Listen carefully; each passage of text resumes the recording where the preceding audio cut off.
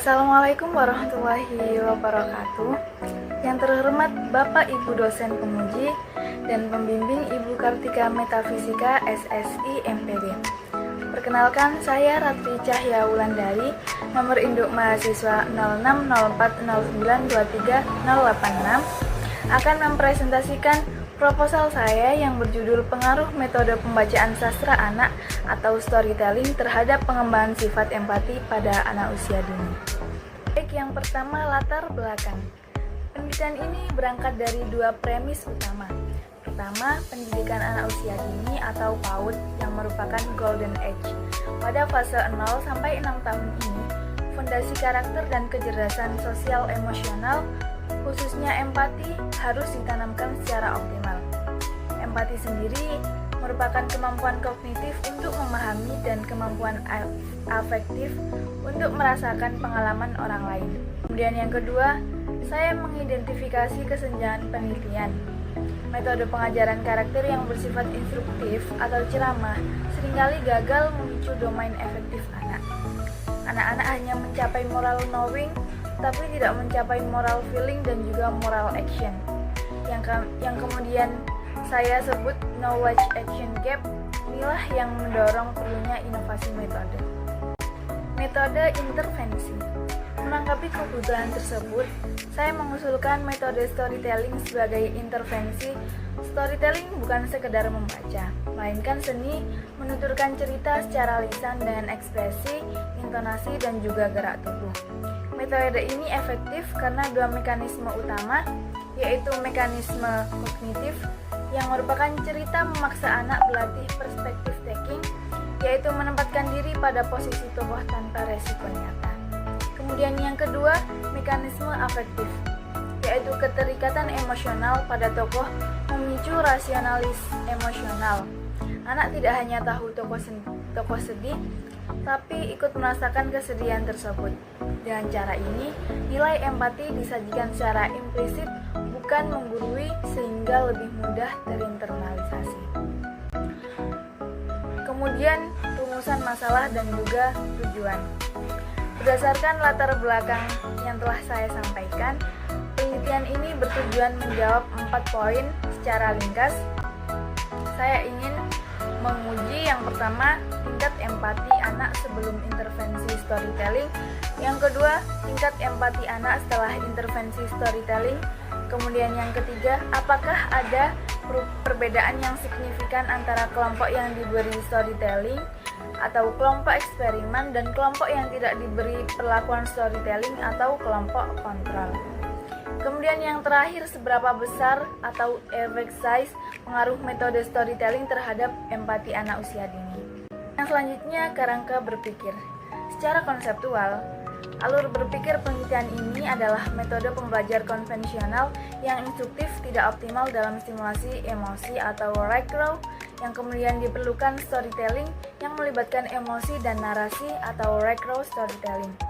Memicu dua komponen empati yang saya rangkum, perspektif taking atau kognitif dan juga resonansi emosional ataupun afektifnya atau recraw hasilnya, yang kemudian hasilnya adalah peningkatan sifat empati yang termanifestasi dalam perilaku prososial anak. Kemudian selanjutnya, metode penelitian.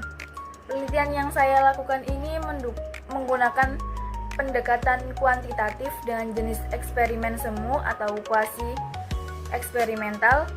Saya menggunakan desain post-test only control group design. Pemilihan desain post-test only didasarkan pertimbangan praktis di PAUD dan juga sistematis pembelajaran. Saya ingin menghindari efek pengondisian atau sensitization, yang kemudian pretest yang berulang dapat membuat anak usia dini sadar akan tujuan pengukuran dan mempengaruhi respon alamiah mereka. Baik, untuk selanjutnya, populasi dan sampel.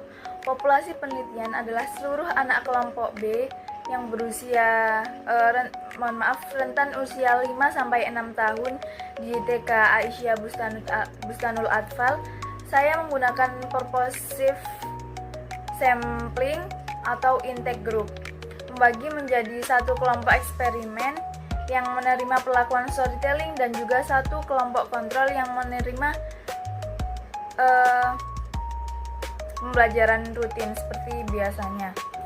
Kemudian untuk instrumen penelitiannya, data dikumpulkan melalui lembar observasi perilaku empati sebagai instrumen utama, menggunakan skala penilaian 1 hingga 4. Indikator yang diukur secara konkret adalah perilaku prososial seperti menolong teman dan berbagi mainan, kemudian respons efektif dan kognitif seperti menghibur teman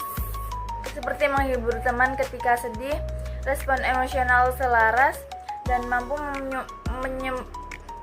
menyebutkan perasaan teman, seperti menyebutkan ketika teman sedang sedih, kemudian disampaikan ke gurunya, atau biasa disebut perspective taking.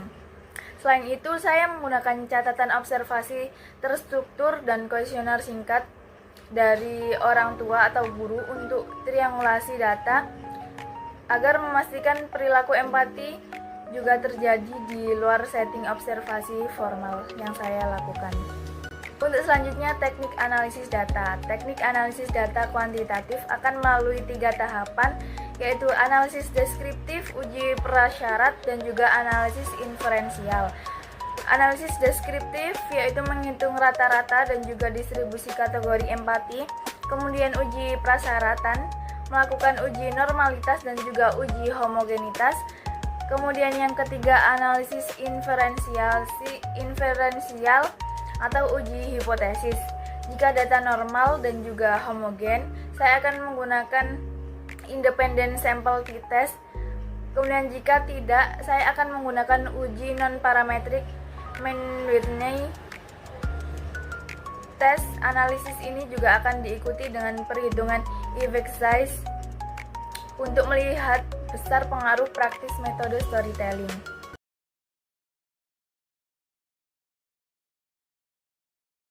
Nah, demikian itu tadi presentasi proposal dari saya. Saya pamit undur diri. Wassalamualaikum warahmatullahi wabarakatuh.